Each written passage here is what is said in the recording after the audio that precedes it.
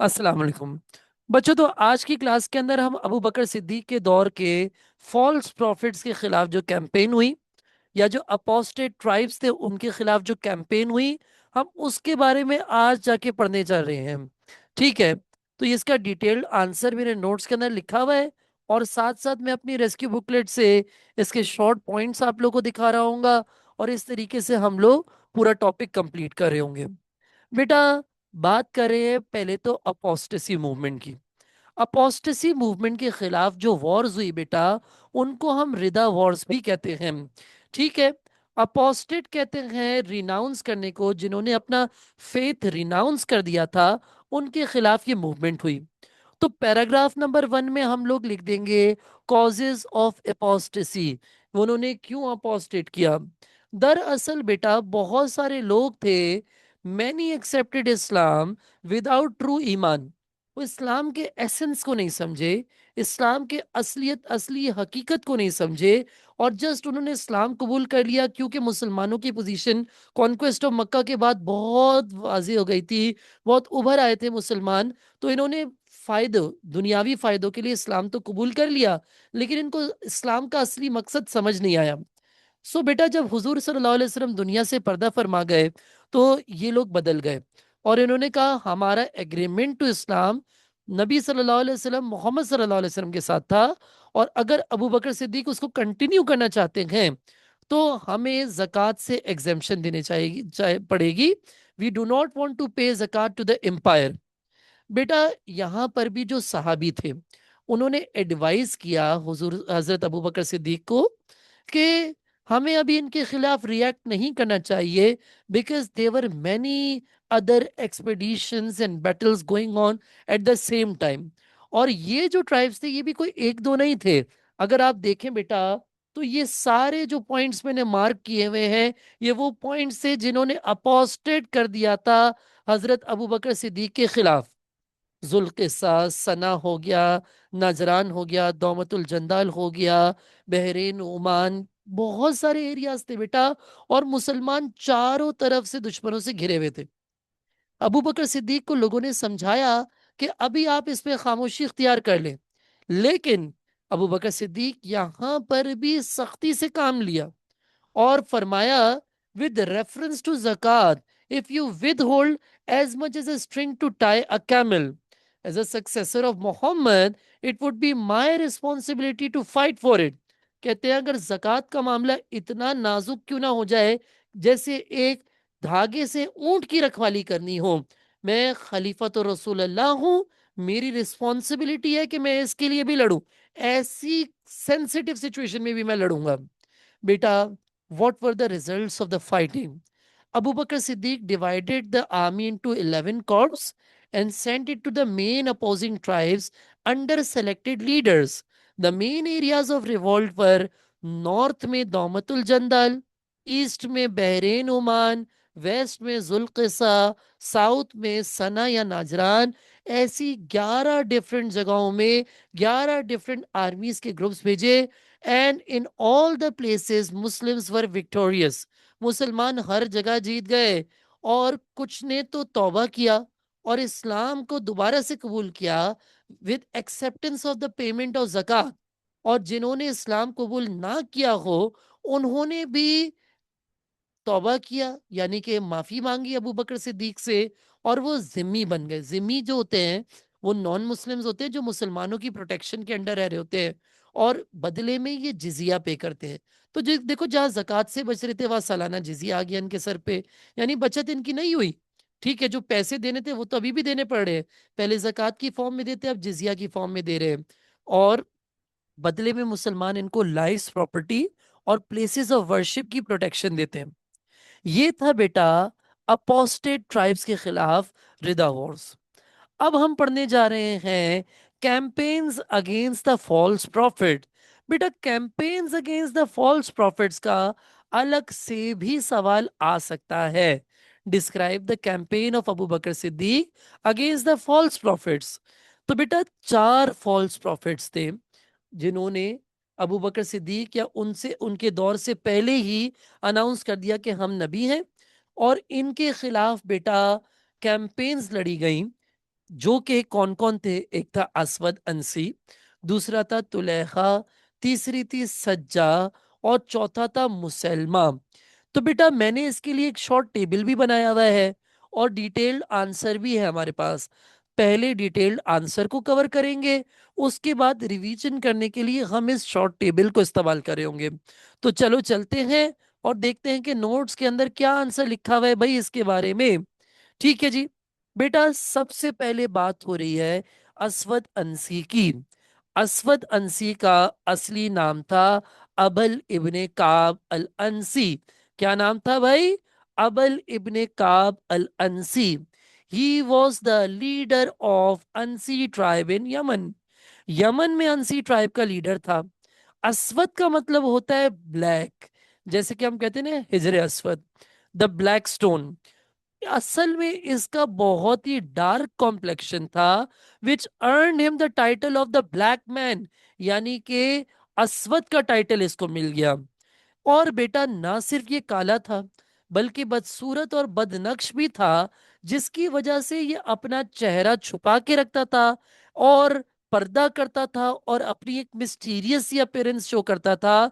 तभी जब इसने नबूवत का दावा किया तो कुछ लोग इसको वील्ड प्रॉफिट, यानी कि पर्दे वाला पर्दा पैगंबर भी कहते थे, नाउजुबिल्लाह। बेटा इसने अपने फेस कवर करके रखा ताकि ये और ऑफ मिस्ट्री कैरी कर सके कि भाई कुछ खास है जो कि मैं छुपा रहा हूं। दरअसल ये सिर्फ अपनी बदसूरती छुपाता था। इन letter years he became known as soothsayer and a magician। इसको छोटी मोटी मैजिक ट्रिक्स आती थी, जिससे इसने अपने आप को मैजिशियन और फ्यूचर टेलर, सूथसेयर होता है फॉर्च्यून टेलर, के तौर पे भी शोहरत हासिल कर ली इसने। बेटा ये कहता था कि इसको अननोन की नॉलेज है, गैब का इल्म भी इसके पास है। ये सब झूठ झूठ बातें इस तरीके से करता था। बेटा हुजूर सल्लल्लाहु अलैहि वसल्लम का जो आखिरी टाइम था, उसमें ही असवद अंसी ने क्लेम कर दिया था कि इसको भी अल्लाह की तरफ से वही नाजिल होती है, और इसने छोटी मोटी मैजिकल ट्रिक्स को यूज करते हुए कन्विंस कर दिया था लोगों को कि मैं भी नबी हूं। बेटा with a large army he invaded Najran and most of the Yemen. Najran और यमन पे इसने कब्जा कर लिया। आफ्टर किलिंग शहर, शहर कौन था? The ruler of Yemen. Ruler of Yemen शहर को कत्ल करने के बाद इसने फोर्सफुली उसकी बीवी से शादी कर ली, और इस तरीके से ही forcefully became the ruler of Yemen and the leader of Ansi tribe. ये अंसी ट्राइब का फोर्सफुली लीडर बन गया, उसकी बीवी से, शहर की बीवी से जबरदस्ती शादी करके। आप सल्लल्लाहु अलैहि वसल्लम की मुबारक जिंदगी में ही मुसलमानों ने इसको ना सिर्फ हरा दिया था, बल्कि एक पर्शियन कमांडर था जिसका नाम था Firoz al Dailami. He killed Aswad Anshi.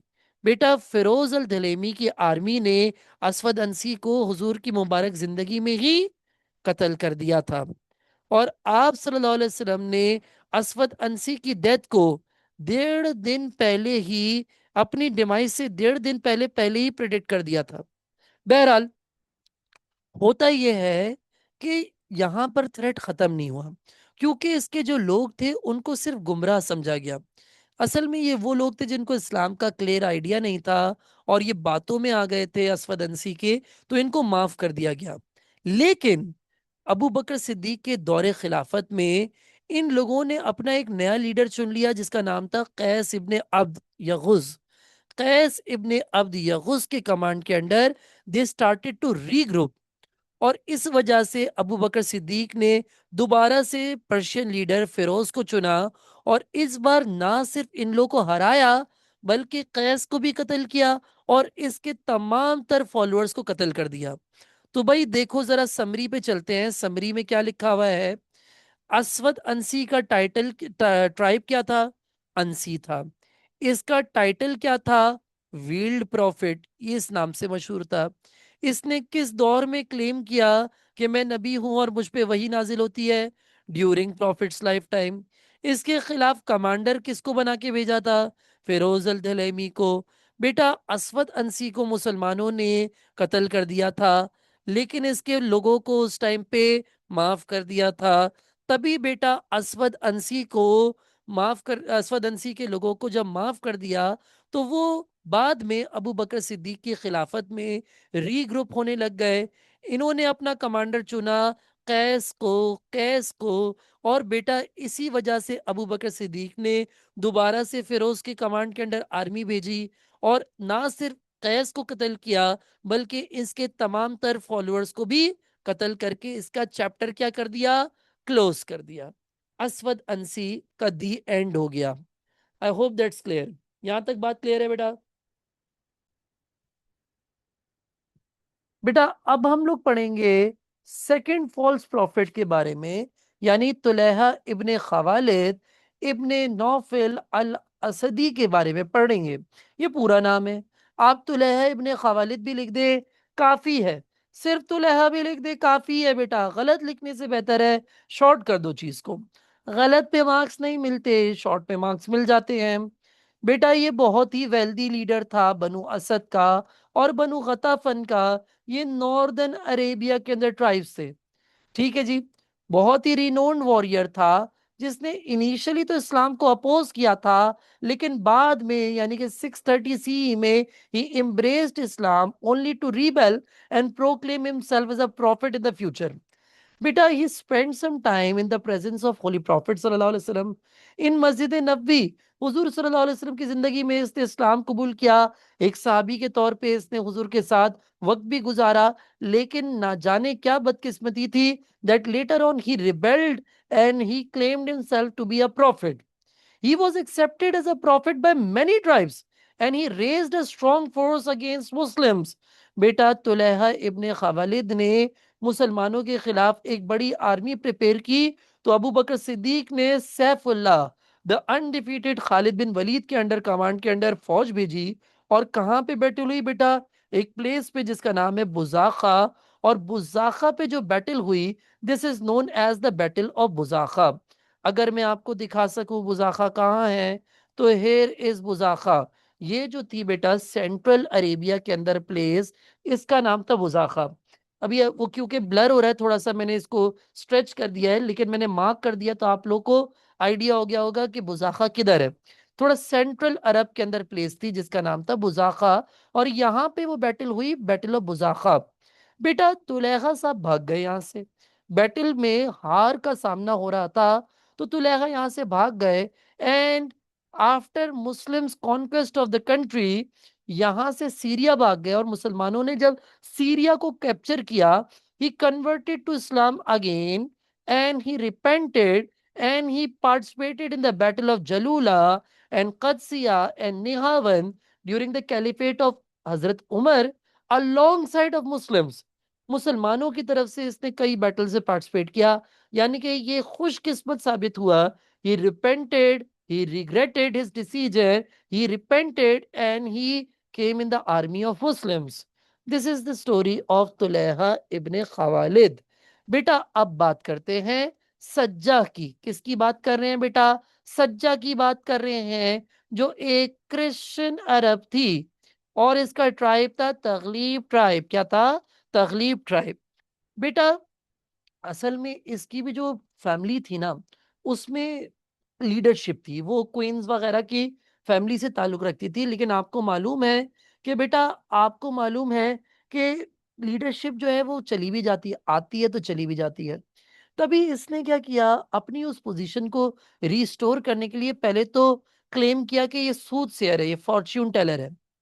अगर ये इतनी अच्छी फॉर्च्यून टेलर होती तो कभी भी गलत काम करती नहीं। ये अपना फ्यूचर देख लेती कि मैं ये काम करूंगी तो क्या होगा। तो ये फॉर्च्यून टेलिंग वेलिंग सब झूठ होता है बेटा, ये बात याद रखना। ठीक है। और नबी सल्लल्लाहु अलैहि वसल्लम की जिंदगी के बाद इसने जो क्या किया, इसने अपने आप को एक फीमेल प्रोफेटिस का होने का दावा कर दिया। इसने एक छोटी सी प्रिपेयर की फोर्स जिसका साइज था 4000। और इसने कहा मैं मदीने पे मार्च करूंगी। लेकिन जब ये मार्च कर रही थी तो इसको खबर मिली कि तुलैहा की तो इतनी बड़ी आर्मी भी आराम से हार गई। तो इसने कहा कि यार अभी तो इस प्लान को ड्रॉप ही कर दूं तो बेहतर है। मुसलमानों को अटैक करने का प्लान ड्रॉप कर दिया जाए, इसी में भलाई है। इसने कहा मेरा एक और दुश्मन है, उसका नाम है मुसलमा, जिसने भी नबूवत का दावा किया हुआ था। तो मैं जरा जाती हूँ और मुसलमा के खिलाफ लड़ती हूँ। बेटा लेकिन मुसलमा इंतहाई मैनिपुलेटिव इंसान, मुसलमा से ये जब लड़ने गई तो मुसलमा ने इनसे लड़ने के बजाय बेटा प्यार मोहब्बत के दावे स्टार्ट कर दिए। उसने पूरे शहर को फूलों से भर दिया। उसने खूबसूरत खूबसूरत फूल लाके इनके कदमों में बिछा दिए। और बेटा खवातीन तो खवातीन ठहरी, वो इसकी बातों में आ गई और उन्होंने इनसे शादी कर ली। यानी कि अपने दुश्मन जिससे लड़ने गई थी उसी को दिल दे बैठी और इन्होंने उससे शादी कर ली। She came into a matrimonial alliance with Musailama. और बेटा जब अबू बकर सिद्दीक ने खालिद बिन वलीद को भेजा था मुसलमा से लड़ने के लिए, और मुसलमा जब मारा गया तो सज्जा वहां से भाग गई थी। बैटल ऑफ यमामा में सज्जा अपनी मोहब्बत को छोड़कर भाग गई थी और ये यहां से चली गई। और बेटा इन्होंने बाद में इस्लाम भी कबूल कर लिया and she died as a true Muslim. तो यहाँ पे सज्जा की बचत हो गई। अब बात आ रही है लास्ट प्रॉफिट की, मुसलमा कज़्ज़ाब की। लेकिन जरा समरी पढ़ लेते हैं पहले दो प्रॉफिट्स की, यानी कि तुलैहा की और सज्जा की हिस्ट्री पढ़ लेते हैं। समरी पढ़ लेते हैं बेटा। देखो भाई तुलैहा का क्या सीन था। तुलैहा था बनु गताफन से। अच्छा बेटा स्क्रीन शेयर हो रही है आपके पास ये बनु गताफन वाली?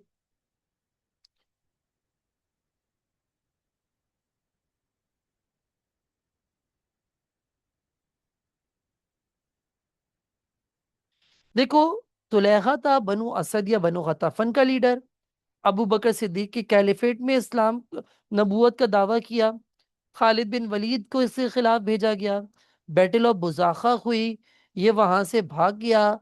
और later on he accepted Islam and fought alongside of Muslims in the battle of Jalula, Nihawand and Qadisiya. बेटा सज्जा की बात करें, तगलीब ट्राइब से क्रिश्चियन लेडी थी। इसका टाइटल था सूद सेयर के नाम से मशहूर थी। अबू बकर सिद्दीक की कैलिफेट में दावा किया नबूवत का।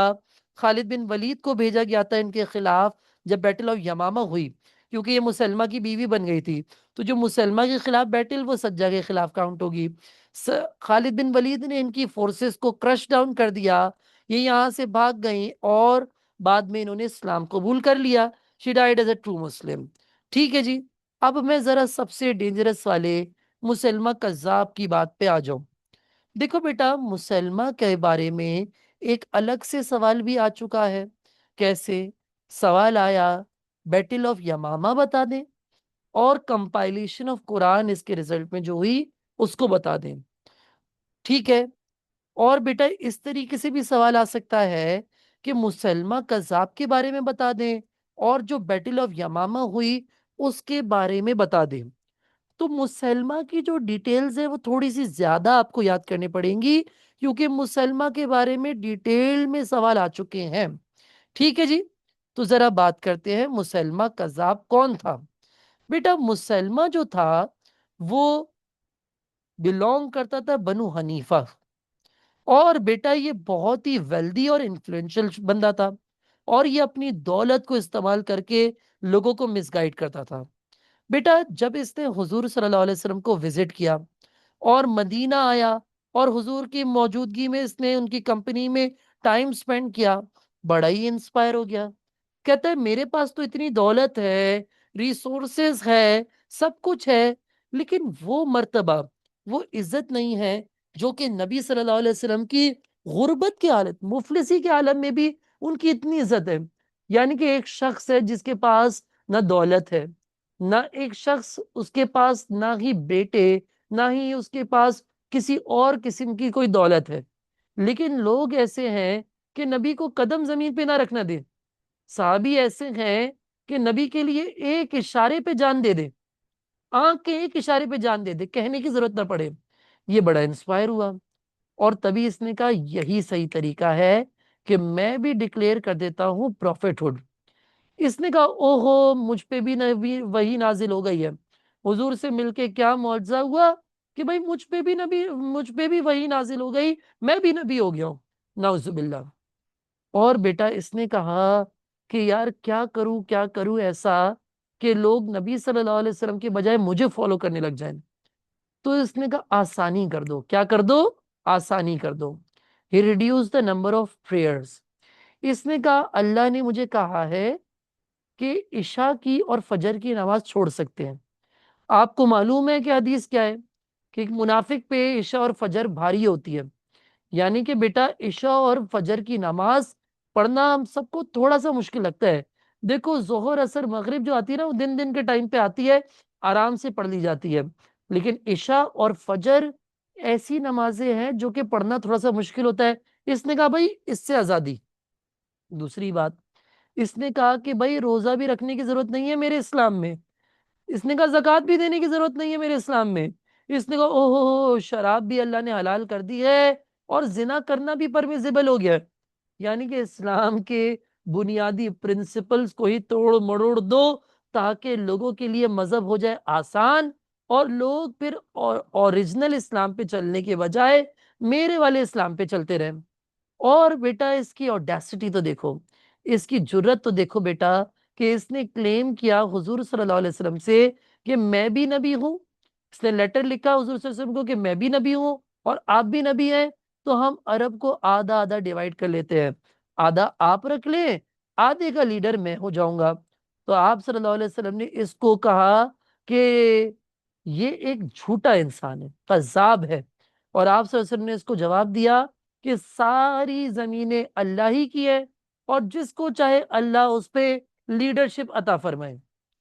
बेटा आप सल्लल्लाहु अलैहि वसल्लम अपनी मुबारक जिंदगी में इसके खिलाफ फौज नहीं भेज पाए, क्योंकि ऑलरेडी बहुत सारी चीजें चल रही थी। लेकिन अबू बकर सिद्दीक रजी अल्लाह तआला ने ये काम अपने दौरे खिलाफत में फौरन अंजाम दिया। बेटा अबू बकर सिद्दीक ने 632 सीई के अंदर इसके खिलाफ दो फोर्सेस भेजी। एक फोर्स भेजी इकरीमा के कमांड के अंडर, इकरीमा बिन अबी जहल। बेटा अगर जिन बच्चों ने मुझसे life and importance of holy prophet सल्लल्लाहु अलैहि वसल्लम डिटेल में पढ़ा है, उनको मालूम होगा कि मैंने जब कॉन्क्वेस्ट ऑफ मक्का पढ़ाया था, तो मैंने कुछ चीजें इकरीमा के बारे में आपको बताई थी। क्या बताई थी मैंने इकरीमा के बारे में आपको, कहानी जल्दी से बता दो। कॉन्क्वेस्ट ऑफ मक्का में मैंने आपको इकरीमा बिन अबी जहल के बारे में क्या बताया था?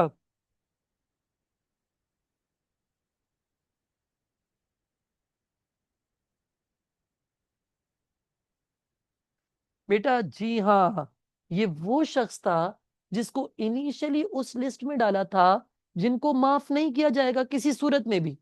लेकिन बाद में इसकी बीवी के कहने पे हुजूर सल्लल्लाहु अलैहि वसल्लम ने इसको भी माफ कर दिया था। अच्छा, इस वजह से ना इकरिमा अपने आप में थोड़ा थोड़ा गिल्टी रहता था कि मैं तो उस लिस्ट में था जिसको कभी माफ नहीं किया जाएगा। यानी कि इसका दर्जा कम था बाकी मुसलमानों के मुकाबले में। तो अब इसको लीडरशिप मिल गई।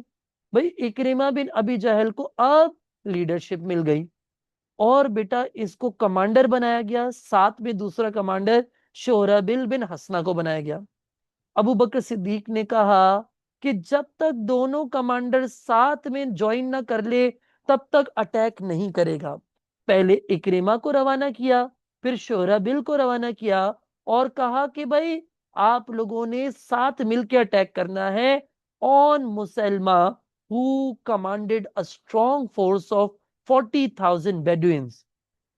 और बेटा इनमें से ज्यादातर वो थे जो इस बात को ये मानते भी नहीं थे कि ये नबी है, बस जस्ट क्योंकि एक इन्फ्लुएंशियल इंसान था तो इसकी फोर्स को ज्वाइन किया था। अब हुआ क्या कि इकरिमा पहले पहुंच गया, और इकरिमा ने कहा कि भाई क्योंकि मेरा इतना नाम खराब है ना, तो मैं क्या करता हूं, मैं ना कुछ खास करके दिखा देता हूं, और ऐसा कुछ करता हूं कि जितना मेरा नाम खराब है उससे कई गुना मेरा नाम अच्छा हो जाएगा। मैं अकेले ही अटैक कर देता हूं। जब जरा पता चलेगा कि इकरिमा ने अकेले ही मुसलमा को ढेर कर दिया, मुसलमा की फौज का बेड़ा गर्क कर दिया, तो मेरी बड़ी वाहवाही हो जाएगी। और यहाँ पे इसने खलीफा के कमांड को डिसोबे कर दिया। इकरिमा बिन अबी जहल ने, अबू जहल के बेटे थे ये बेटा। बेटा जब ये यमामा पहुंचे, ये ignored the caliph's instruction to launch a combined attack with Shurahbil forces, and went on to attack at his own, and was beaten back. बड़ा बुरा हाल हुआ। जब शोराबिल पहुंचे तो आधी आर्मी ऑलरेडी हार चुकी थी, तो शोराबिल को भी अकेले ही लड़ना पड़ा। यानी दोनों ही आर्मी को बड़ी बुरी डिफीट का सामना हुआ। At this was a critical point for the Muslim forces. और इस टाइम पे हजरत अबू बकर सिद्दीक ने एक बार फिर the undefeated Khalid bin Waleed को रवाना किया, सैफुल्लाह को रवाना किया। और बेटा खालिद बिन वलीद जो हैं वो ताहा पे थे, और वहां से वो मार्च करके जाते हैं यमामा, और अपने साथ 13,000 बंदों की फौज लेकर जाते हैं। And he met the Musailama's army on the plains of Aqraba. बेटा यहाँ पे बहुत ही फियर्स बैटल होती है, और मुसलमान इससे जीत नहीं पाते उस टाइम पे। They had to retreat. और वहां पे मुसलमान ने खुशियां मनाने शुरू कर दी कि हमने तो अनडिफीटेड खालिद बिन वलीद को भी डिफीट दे दी। लेकिन नहीं, रुको जरा, सबर करो। खालिद बिन वलीद इतनी जल्दी हार मानने वाले में से नहीं थे। Khalid bin Walid had been forced to withdraw, but he refused to admit defeat. उन्होंने कहा मैं अल्लाह की तलवार हूं, भला कैसे कोई मुझे हरा सकता है। And he regroup the army under tribal commanders, some from Makkans and some from Medinan horsemen. He created a reserve force of 1,000 cavalry and kept them under his personal command. होता क्या है बेटा, ये कुछ लोगों को, तकरीबन 1,000 लोगों को अपने अंडर लेते हैं, और बाकी जो 12,000 थे उनको डिफरेंट मक्के में से और डिफरेंट मदीने में से लीडर्स बना के लड़ने के लिए भेज देते हैं। नेक्स्ट डे जब दोनों आर्मीज का आमना सामना होता है, बेटा जब ये जो फ्रंट रैंक्स थे टू आर्मीज के, they grappled each other in a single combat. बेटा ये आपस में लड़ रहे थे, तो उस टाइम पे खालिद बिन वलीद ने वही किया जो इन्होंने ओहद में किया था।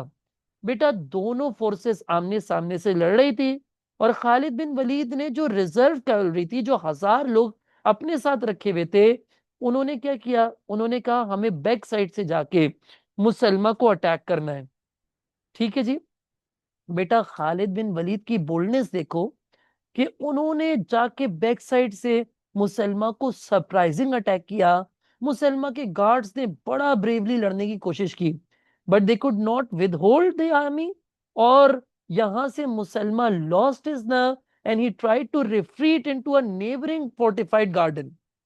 बेटा जब मुसलमान भागा, इसकी आर्मी की हिम्मत टूट गई, और उन्होंने भी भागने की कोशिश की।